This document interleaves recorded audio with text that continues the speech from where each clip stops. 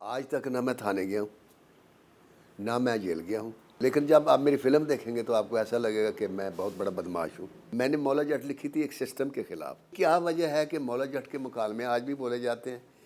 कब लोग इसे भूलेंगे? मैंने कहा जब इस मुल्क का सिस्टम बदल जाएगा। जुल्म हर दौर में होता है, हर दौर में होता रहेगा, हर दौर में जुल्म को जो रोकेगा वो मौला जट बनता रहेगा। जिस इंडस्ट्री को इंडिया समझ रहा था कि ख़त्म हो गई, उस इंडस्ट्री की फ़िल्म ने हिंदुस्तान की तमाम इंडस्ट्री को एक तरफ रख दिया। लेजेंड ऑफ मौला जट के मुसन्निफ नासिर अदीब साहब, आपने कमाल ही कर दिया है इस दफ़ा। पहले भी आपने बहुत कमाल लिखा और अब तो जितनी फ़िल्म को पजीराई मिली 200 करोड़ रुपए तक का बिज़नेस जो है वो अब तक हो चुका है। लिखारी की क्या सिफ़ात होती हैं जो आप समझते हो कि अगर ये एलिमेंट्स किसी शख्स में शामिल होंगे तो उसको अच्छा लिखारी जो है वो कहा जाता है? लिखारी पैदा होता है, बनता नहीं है। किसी महफिल में बैठ के या किसी बैठक में बैठ के या किसी एकेडमी में बिठा के किसी को शाकर शुजा आबादी बना दे या सागर सदीकी बना दे, ये नामुमकिन है। ऐसे जो लिखारी होते हैं ये इल्हामी होते हैं और ये अल्लाह की तरफ से बाकायदा उतारे जाते हैं माओं के पेट में। मैं अगर ये भी जानना चाहूँ आपसे कि आपका आइडियल कौन है, तो वो कौन है जिसकी वजह से नासिर में ये शौक़ पैदा हुआ कि वो लिखे? मैं एज ए राइटर जिस आदमी को से मुतअस्सिर हूँ लिखाई में, वो खलील जिब्रान है नसर नगारों में और अल्लामा इकबाल हैं शायरों में। बाकी मैं पाकिस्तान फिल्म इंडस्ट्री में जब आया तो मैंने मुख्तलिफ़ राइटरों की फ़िल्में देखी, बेशुमार राइटर थे उनमें, लेकिन उनमें जो सबसे अजीम राइटर मुझे लगा जिन्हें मैं पंजाबी का शेक्सपियर मानता हूँ वो हाजी कादरी साहब थे। आते हैं गैब से या मज़ामी ख़याल में, गालिब सरीर खामा नवाए सरोश है।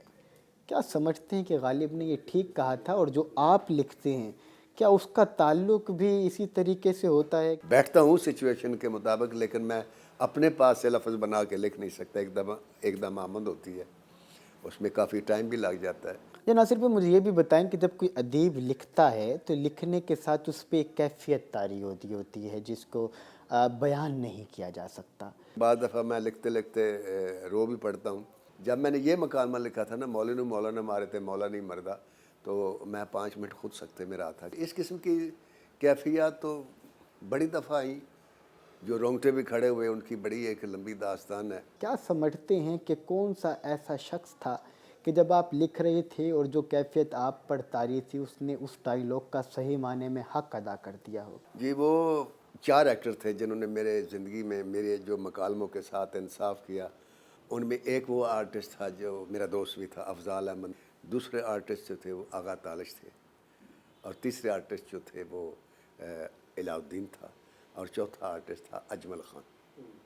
ये 4 वो लोग थे जो मकालमों को सही अंदाज से बिल्कुल उस हिसाब से करते थे। सुल्तान राय और मुस्तफ़ा कुरैशी, इन दोनों का नाम मैंने इसलिए नहीं लिया कि ये मेरी फ़िल्मों में तो मेरे मकालमों का हक अदा करते थे, इसलिए कि मैं जब उनको सीन सुनाता था तो उसी टेम्पो में सुनाता था जिस टेम्पो में वो बोलते थे। लेकिन इसके अलावा जब वो फ़िल्मों में काम करते थे तो उनका वो चीज़ नहीं होती थी जो मेरी फ़िल्म में होती थी, या फ़िल्में उठा कर भी देख सकते हैं। कहा जाता है आपके डायलॉग ने माशरे में बिगाड़ ही पैदा किया है। नई नस्ल जो है वो अदीबों से, मुसन्निफ़ों से कुछ सीख रही होती है।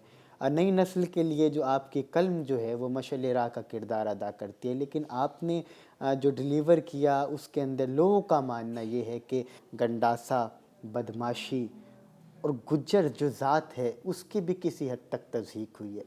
क्या आप नहीं समझते कि ये किसी ज़ात की तज़हीक है, या हम अपनी नई नस्ल को जो है वो बदमाशी की तरफ आपका कलम जो है वो राग़िब कर रहा है? मेरे अंदर बगावत है एक, और ये बचपन से है। ये बचपन में एक वाक़या हुआ था मेरी ज़िंदगी में जो मैंने देखा और उसी वाक़े ने मुझको नासिर अदीब बनाया। कोई फ़िल्म ऐसी नहीं जिसमें पुलिस को मैंने बेइज्जत ना किया हो। जितने भी ये बड़े हीरो थे, जब भी ये गए थाने, राइटर ने एक ही बात लिखी, साहब बहादुर मेरे ना बड़ी ज़्यादती हुई है। मुझे इस लफ्ज़ से भी नफ़रत थी। वैसी जट मैंने पहली दफ़ा जब उसने कहा ना 10 तेरा तकी बयान के अंदर लिखो है थानेदारा, तो तमाम हाल उठ के खड़ा हो गया था।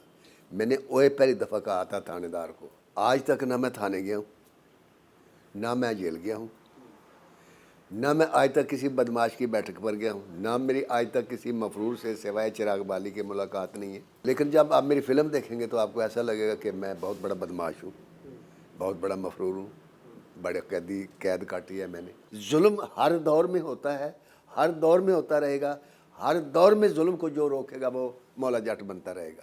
آپ کا معاوضہ جو ہے وہ معمہ بنا ہوا ہے، مجھے یہ بتائیے گا کہ آپ نے جب پہلی فلم لکھی تو اس کا کیا معاوضہ تھا، اور جب لیجنڈ آف مولا جٹ جو 200 کروڑ کا بزنس کر چکی ہے اس کا آپ نے کیا معاوضہ لیا ہے؟ میں اللہ کی طرف دھیان دیتا ہوں کہ اس نے کہا ہے کہ رزق انسان کو ایسے تلاش کرتا ہے جیسے موت، اسی نے مجھے ناصر الدین بنایا، وہی مجھے عطا کرتا ہے۔ میں نہیں سمجھتا کہ کوئی شخص جو ہے نا میری قیمت دے سکتا ہے۔ میں اپنے خون سے لکھتا ہوں۔ پہلی فلم کا 4,000 روپیہ ملا تھا مجھے ویشی جٹ کا، جسے میں 400 سمجھا تھا، لیکن وہ بعد میں پتہ چلا 4,000 ہے۔ اس کے بعد دوسری فلم جب سائن کرنے گئے تو خود ہی انہوں نے 7,000 روپیہ دے دیا، تیسری کا 10,000 ملا، پھر 12,000 ریٹ ہوا، پھر 15 ہوا، پھر 20 ہوا، پھر 25 ہوا، پھر 30 ہوا۔ اب میں نے جب یہ لیجنڈ مولا جٹ کا پروڈیوسر ہے، اس نے کہا جی آپ کتنے پیسے لیں گے، آپ کی فیس کتنی ہوگی؟ میں نے کہا میں نے 1,80,000 روپیہ لیا ہائیسٹ 96 میں۔ اس کے بعد نہ کسی نے میرے سے مکمل سکرپٹ لکھوایا اور نہ کوئی پیسے کی بات ہوئی، آپ جو چاہیں دیتے۔ اس نے 15 لاکھ روپے دے دیا۔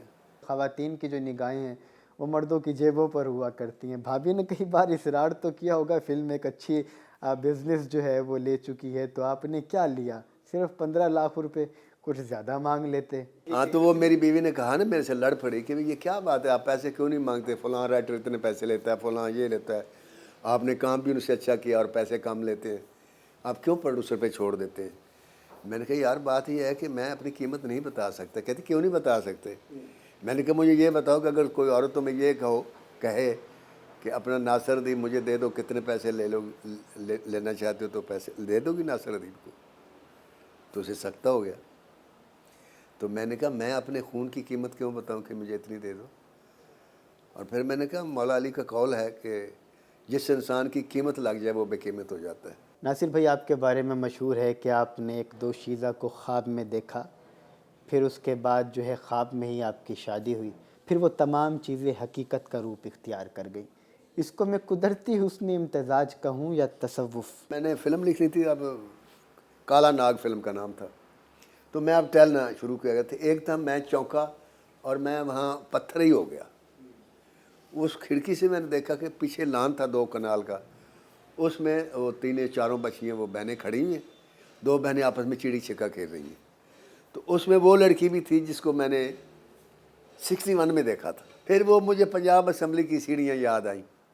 جب میں ان کو چھوڑنے گیا پہلے دن، میں نے کہا یار وہ میں نے جو خواب دیکھا تھا اب بھی آپ کو یقین نہیں آیا۔ میں نے کہا میں وہ جو اتنی سیڑھیاں چڑھ کے پہنچا تو وہ میری سٹرگل کا پیریڈ تھا، اور جب اللہ نے مجھے ویشی جٹ دی اور پھر وہ میں وہاں اوپر آپ تک پہنچا تو آپ نے کہا اتنی دیر سے آئے، تو میں نے کہا دیر آئے درست آئے، پھر آ گیا۔ ناصر، میں آپ کی عمر جو ہے وہ جاننا چاہوں گا۔ اصولی طور پر اگر آئی ڈی کارڈ کے مطابق بات کروں تو آپ کی عمر جو ہے وہ 81 برس ہے، لیکن آپ اپنے آپ کو 18 سال کا گردانتے ہیں، اس حوالے سے آپ مجھ سے چھوٹے ہیں، اس کی وجہ کیا ہے؟ آج بھی اگر میں کہتا ہوں میں 18.5 سال کا ہوں، لوگ اسے مذاق سمجھتے ہیں، لیکن میں ہر لحاظ سے 18.5 سال ہوں، کیونکہ جو میری فیلنگ 18.5 سال میں تھی نا آج بھی وہی ہے۔ آج بھی میرا جذبہ وہی ہے، آج بھی میری پھڑک وہی ہے، آج بھی میرے قلم کی طاقت وہی ہے، آج بھی میری سوچ وہی ہے۔ اور یہ بھی میں آپ کو بتاؤں کہ انسان بوڑھا عمر کے لحاظ سے نہیں ہوتا، اپنی سوچ سے بوڑھا ہوتا ہے۔ پاکستان کی دنیا بھر میں آپ عکاسی کر رہے ہیں اور بہترین محبتیں جو ہیں وہ سمیٹ رہے ہیں۔ فلم مشہور ہوئی تو باہر سے آفرز بھی بہت زیادہ ہوتی ہوں گے، اور پاکستان کے اندر تو جس کا نام چڑھتا ہے وہ پاکستان کو چھوڑ کے دوسرے ممالک کی طرف جو ہے وہ سفر کرنا شروع کر دیتا ہے یا وہاں خیر بات کہہ دیتا ہے۔ آپ کب پاکستان کو خیر بات کہہ رہے ہیں؟ مجھے تو یہ آفر 88 میں ہوئی تھی، دھرمیندر نے مجھے کہا تھا کہ آپ میرے سے آپ کہانیاں لکھ کر مجھے دیتے رہیں، میں فلم بناؤں یا نہ بناؤں، آپ میرے سے ہر کہانی کے پیسے لیتے رہیں، تو آپ میرے پاس آ جائیں۔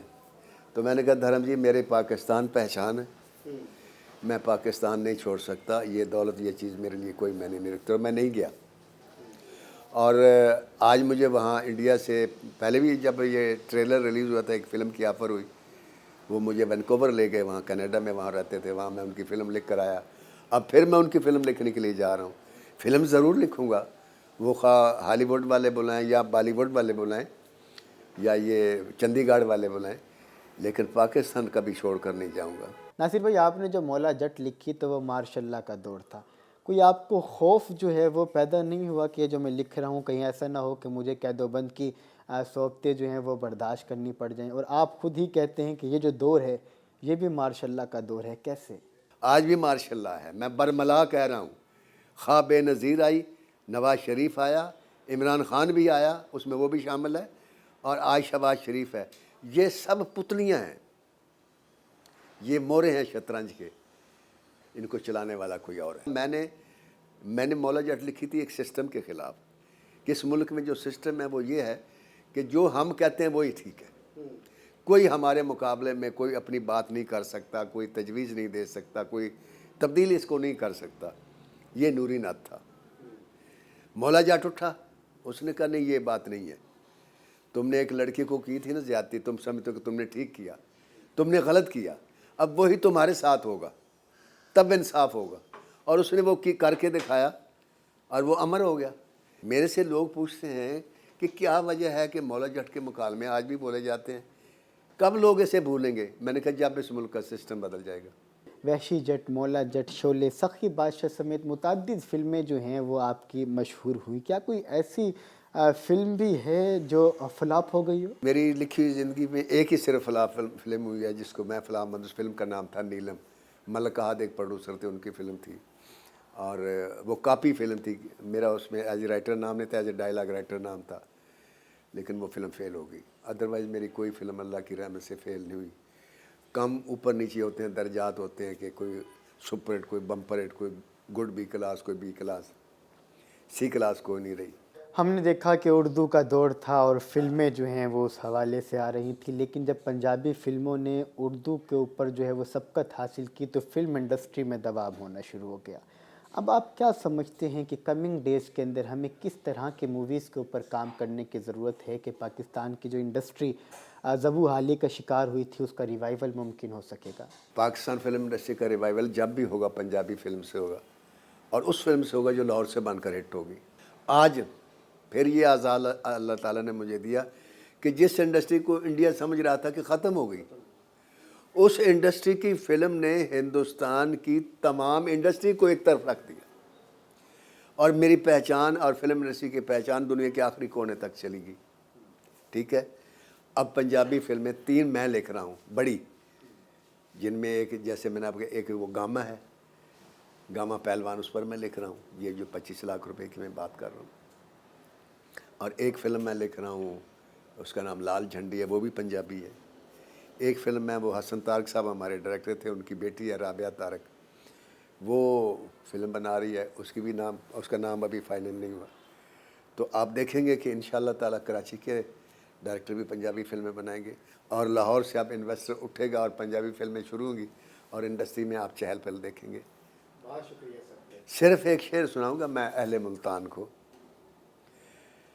کہ ظفر آدمی اس کو نہ جانیے گا، ہو وہ کیسا ہی صاحب فہم و ذکا، ظفر آدمی اس کو نہ جانیے گا، ہو وہ کیسا ہی صاحب فہم و ذکا، جسے عیش میں یاد خدا نہ رہی، جسے تیش میں خوف خدا نہ رہا۔